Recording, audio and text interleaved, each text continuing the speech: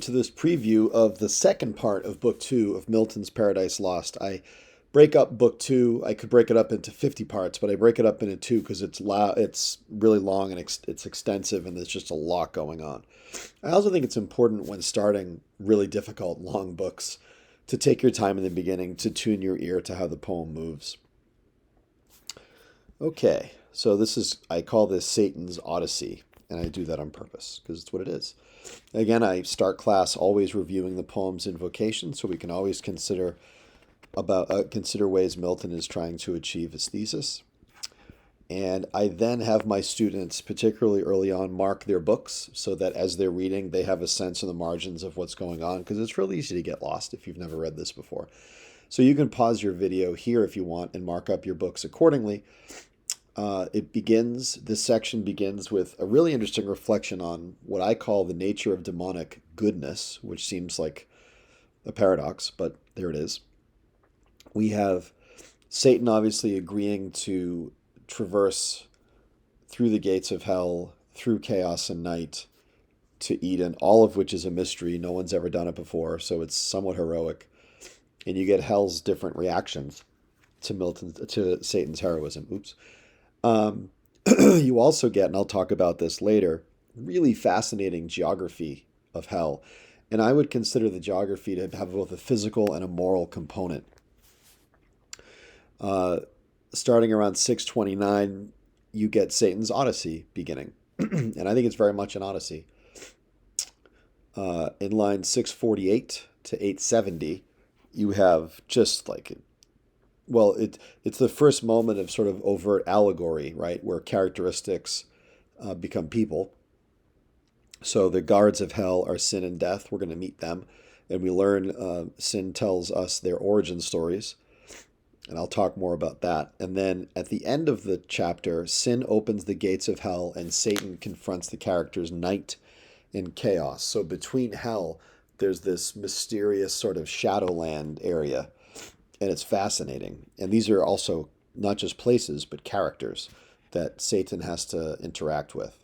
So there's a lot going on. And it's incredibly like sci-fi fantasy. You get a lot of sci-fi fantasy vibes reading this section of the poem. So again, you can pause this, take your time, mark up your books. It just helps in the reading.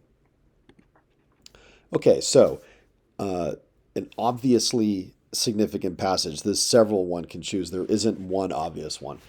But I think there's a really important history lesson. So Satan reaches the gates of hell.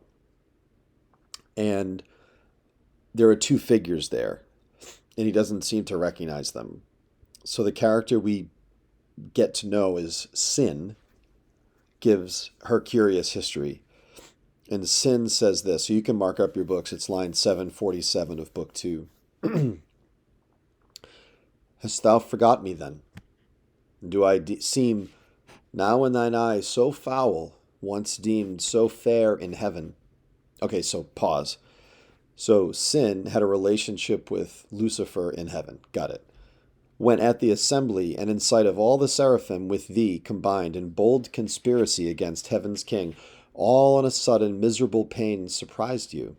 Dim thine eyes and dizzy swum in darkness, while thy head flames thick and fast threw forth, till on the left side, opening wide, likes to thee in shape and countenance bright, then shining heavenly fair, a goddess armed out of the head I sprung. So obviously, if you have read Percy Jackson, or if you've read any Greek mythology, you know this is how Athena is born out of the side of Zeus's head. So Milton is clearly playing on that here. Amazement seized all the host of heaven. This happens before the fall, right? Amazement seized all the host of heaven. Back they recoiled, afraid at first, and called me Sin, and for a sign portentous held me. But familiar grown, I, pleased, and with attractive graces, won the most averse, thee, talking to Satan, chiefly, who full oft thyself in me thy perfect image viewing becamest enamored, and such joy thou tookst with me in secret. So that's as sexy as this poem has gotten so far. We're in book 2. Yep, there's angel sex. Lucifer has sex with sin. What could go wrong? And such joy thou tookst with me in secret, that my womb conceived a growing burden. Meanwhile, war arose. So it's interesting. I think it's interesting. There's a period right in the middle of this line. This didn't happen a lot back in the day. Milton's really playing with the poetic line here.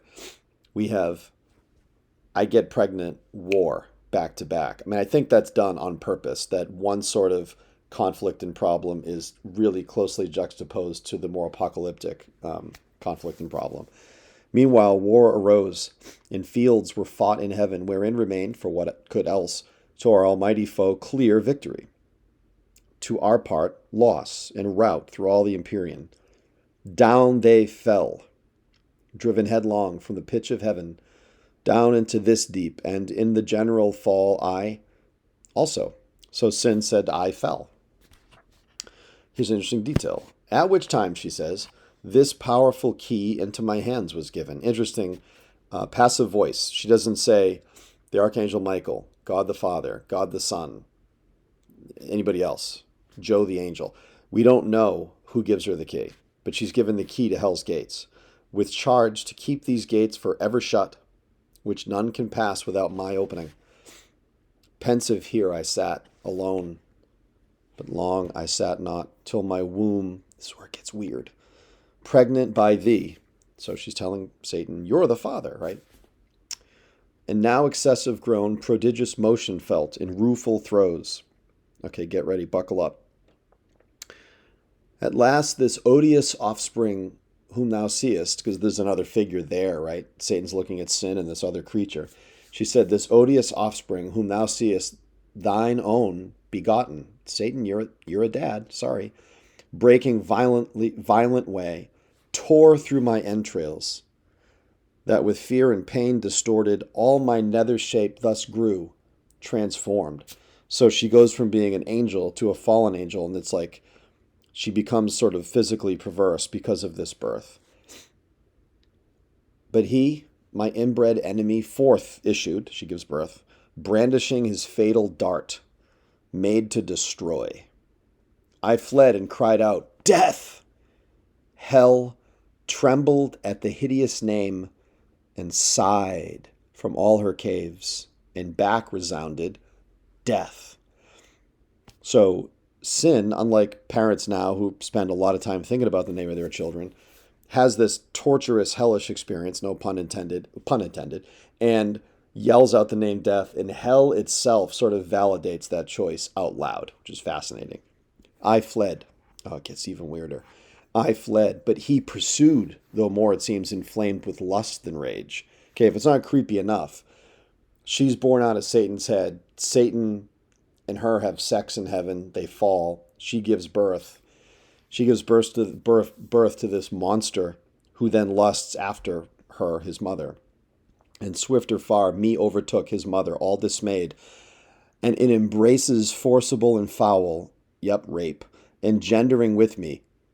So he has sex with, death has sex with sin, his mother. Sure. Of that rape begot these yelling monsters. So you might know the multi-headed dog Cerberus who guards the gates of hell in Greek mythology.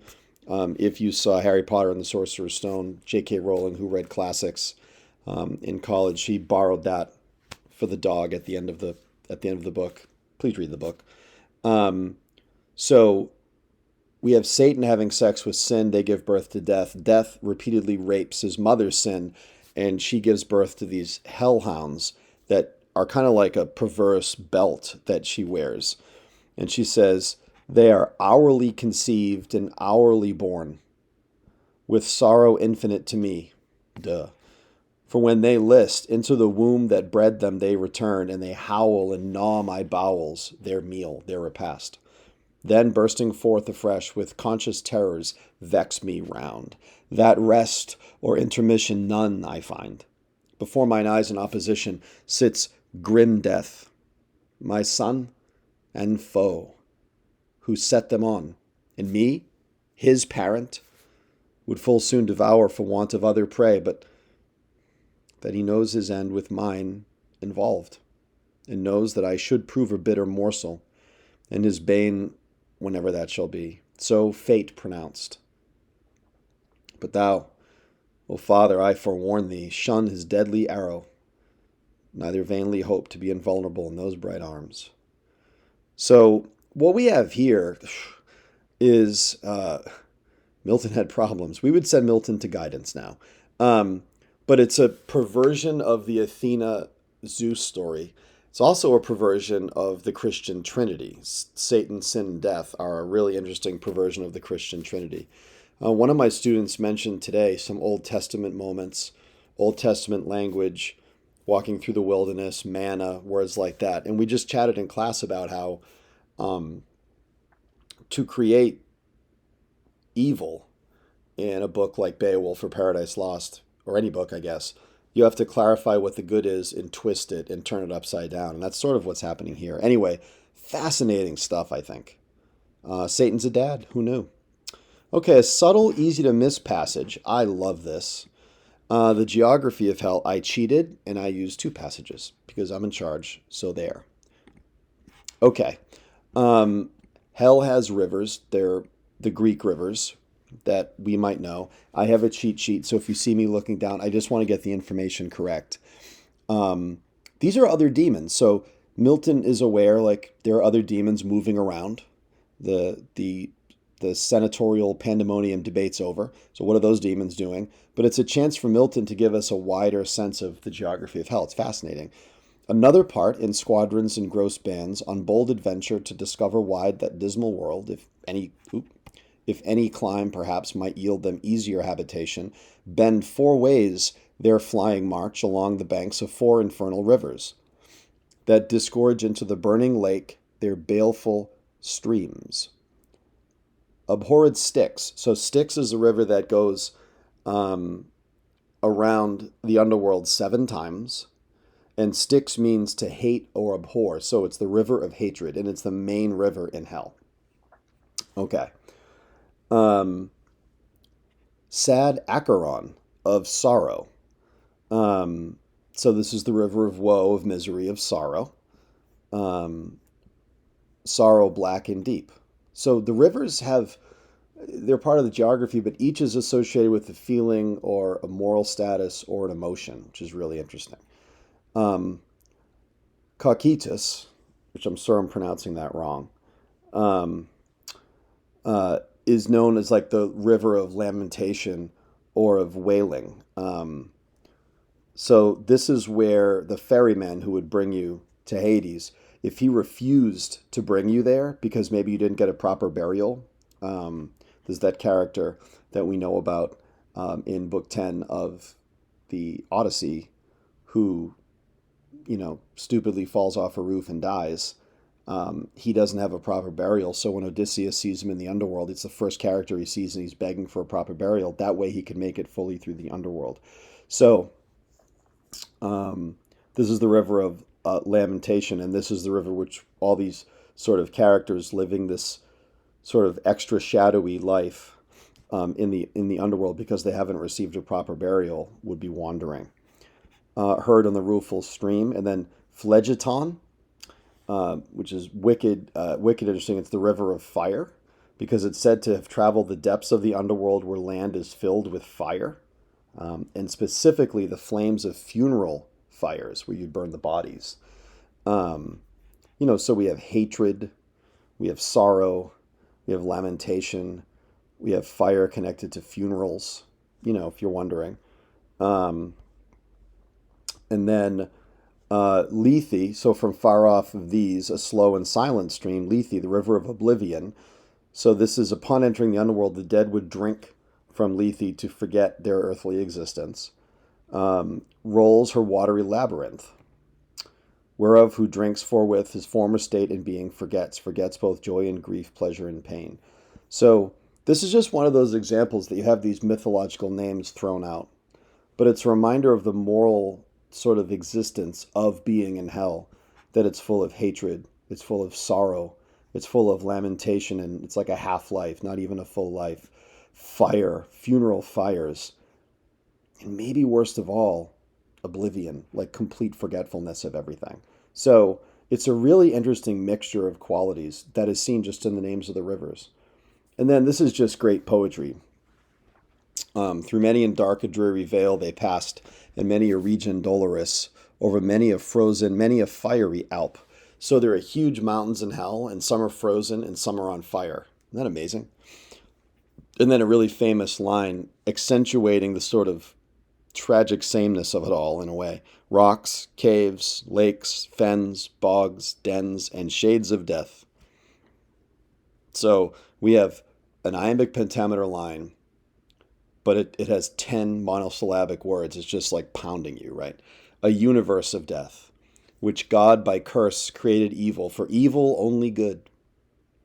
Where all life dies, death lives, and nature breeds. Perverse, all monstrous, all prodigious things, abominable, inutterable, and worse than fables yet have feigned or fear conceived, gorgons and hydras and chimeras dire. Gorgons are those sisters in mythology with snakes for hair that if they look at you, you turn to stone, right? Hydras are serpentine water monsters, and chimeras are really amazing. They're fire-breathing hybrid fire monsters. They're fire-breathing monsters made up of different animal parts. So again, another example, just like the rivers, like dig into, every once in a while, stop and look up some stuff, and you realize that what's being said here are that in hell, nothing in ancient mythology compares to the evils in hell. Remember what Milton said before, that he's going to do things unattempted yet in prose or rhyme. This is what he means. That the pain and the suffering and the separation from the Creator felt in hell, along with the perversity that hell creates, is actually, it transcends anything ever thought of before in any other literature. And then here's a cool detail.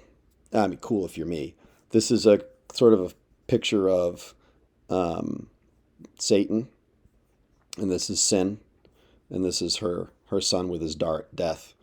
And death doesn't talk, which makes him really scary in a poem full of loud speeches. He's just scary.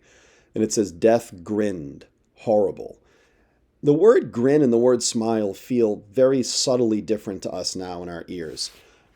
Now, Milton knew so many languages, and when he used words, he kind of felt their original essence and texture and connotations. So if you look up the word grin, yes, this is a lot, I'm not going to read it.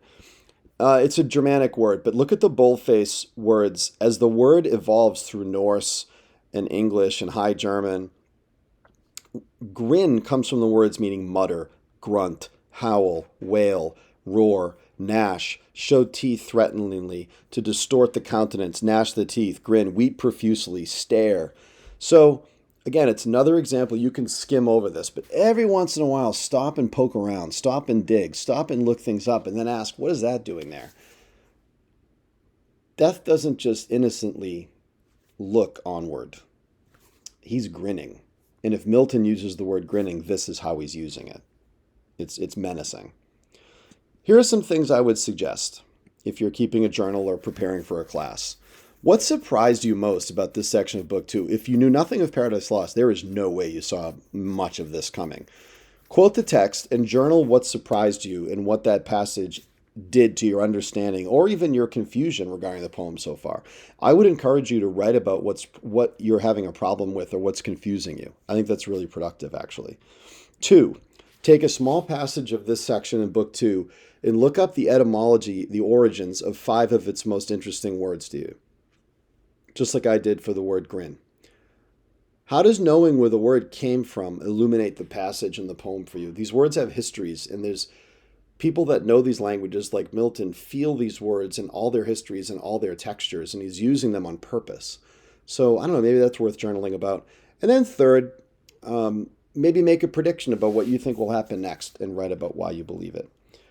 I hope you found this helpful, and good luck with your reading.